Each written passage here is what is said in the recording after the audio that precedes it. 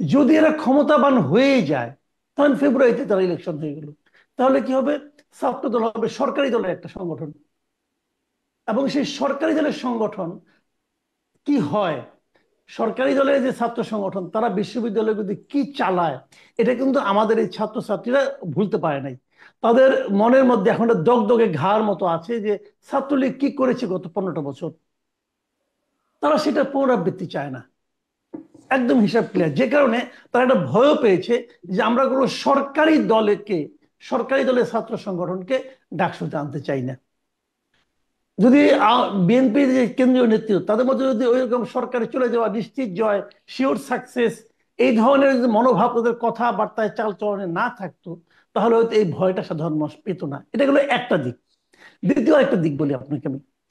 দ্বিতীয় দিকটা হলো, এটা খুব বিস্ময়, এটা আমার কাছে বিস্ময়কর মনে হলো প্রথম দিকে, পরে আমার মনে হয় নাই। কারণ আমি নিজেও এই ব্যাপারে একটা ভুল প্রিডিকশন করেছিলাম আগে। আমার একটা ধারণা ছিল যে আওয়ামী লীগের যে ভোট, যদি আওয়ামী লীগ ভোট দিতে না পারে, যদি আওয়ামী লীগের কোনো হুম। প্রার্থী না থাকে, তাহলে আওয়ামী লীগের ভোটটা আসলে কোথায় যাবে। আমি মনে করতাম যে এই ভোটটা বোধহয় বিএনপিতে যাবে। কিন্তু আমার ভুলটা ভাঙছে এই ঘটনার মাধ্যমে, যে আসলে এই ভোটটা আসলে বিএনপি পাবে না, এটা জামাত পাবে। তার প্রমাণ হলো এই ঘটনা। কারণটা আমি বলি আপনাকে। কারণটা হলো কি, সারা দেশে আওয়ামী লীগের বিভিন্ন পর্যায়ের নেতা নেত্রীর উপর কিন্তু অনেক রকম টর্চার হয়েছে, তাদের ভোগান্তির শিকার হতে হয়েছে, তাদের দৌড়ের উপরে থাকতে হয়েছে, তাদের বিরুদ্ধে একাধিক মামলা হয়েছে, অনেক মামলা হয়েছে। এবং আপনি খোঁজ দিয়ে দেখেন, এই মামলাগুলো 98% মামলার বাদী হচ্ছে বিএনপি, বিএনপির স্থানীয় নেতা, বিএনপি ছাত্রদল, যুবদল, এরা। তো ঢাকা ইউনিভার্সিটিতে যারা নাকি ছাত্রলীগের যে ভোটগুলো, এরা কিন্তু বেসিক্যালি ওই আওয়ামী পরিবার থেকে উঠে আসা।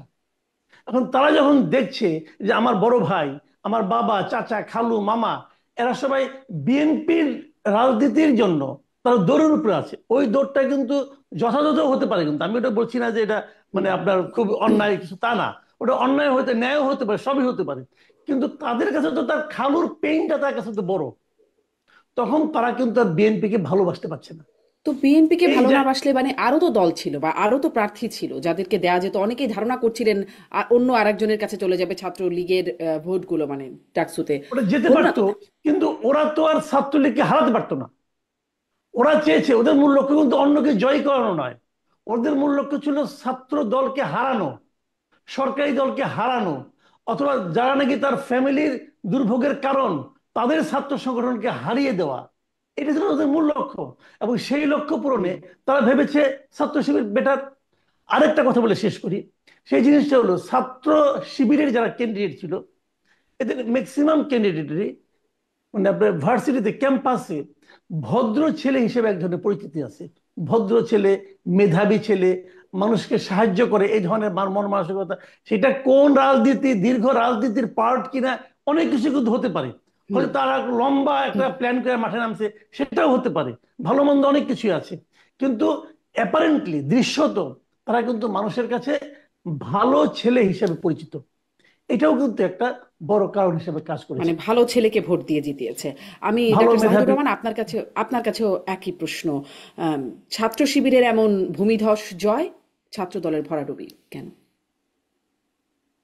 ধন্যবাদ আপনাকে। মাসুদ কামাল খুবই গুরুত্বপূর্ণ কয়েকটা পয়েন্ট এখানে বলেছেন, আমি একমত। এগুলোর সাথে কিছু কিছু যোগ করতে চাই। আসলে ছাত্র শিবির জিততে যাচ্ছে এটা প্রেডিক্ট করা যাচ্ছিল। আমি গত কিছুদিন ধরে যেসব টক শোতে গেছি, আমি সেখানে ছাত্র শিবির সম্পর্কে এই কথা বলেছি, কারণ আমার পারসেপশন এরকম, বা অনেকে এটা ভেবেছেন যে শিবিরের এক ধরনের ফিক্সড ভোট থাকে, শিবিরের বাইরে যে ভোট আছে ওর মধ্যে অনেকগুলো প্যানেল থাকার কারণে ভোট ভাগাভাগি হয়ে যায়।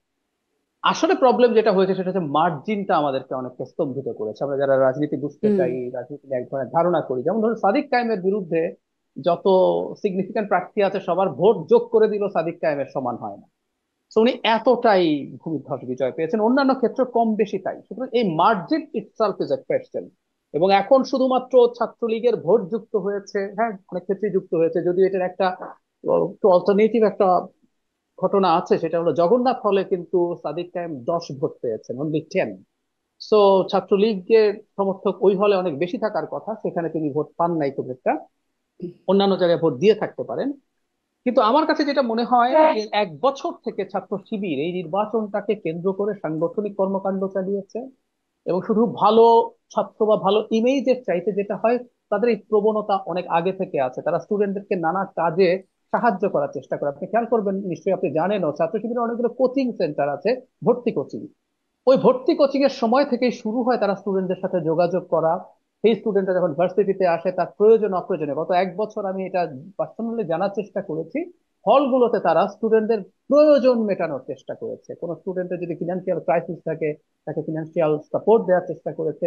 আমরা তো ওই পানির ফিল্টার দেওয়ার কথা, মানে খুবই খুবই আধুনিক পানির ফিল্টার হলগুলোতে দেওয়া হয়েছে। এরকম স্টুডেন্টদের জন্য কিছু ওয়েলফেয়ার করার চেষ্টা করেছে তারা। এবং খেয়াল করবেন, ওনারা জামায়াতে ইসলামী ছাত্র সংগঠন, ইসলামী ছাত্র সংগঠন, ওনারা ধর্মকে খুব বেশি সামনে নিয়ে আসেন নাই এবার। এবং তারা এক হুম। ধরনের সেন্ট্রিস্ট অ্যাটিটিউড বা সেন্টার রাইটের অ্যাটিটিউডের মতো। এবং একজন নারী ক্যান্ডিডেট তাদের প্যানেলে ছিলেন, যিনি হিজাব দূরে থাকুক, তিনি ওড়না মাথায় দেন না, মানে যেটা শিবিরের সাথে নেওয়া যায় না। ছাত্র সংস্থা বা ছাত্রী সংস্থার যে স্টুডেন্ট, ফিমেল স্টুডেন্টরা নেকাবও পড়েন।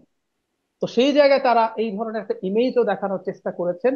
এবং দিনের শেষে আমার কাছে মনে হয় যে তারা স্টুডেন্টদের পাশে থেকেছেন, সাংগঠনিক ভাবে কাজ করেছে। উল্টো দিকে বিএনপি নির্বাচনে ছাত্রদল যাবে কি যাবে না এই সংশয়ে ভুগলো দীর্ঘদিন। তারা এই নির্বাচনটা প্রাথমিকভাবে মনে হয়েছে করতে চায়নি।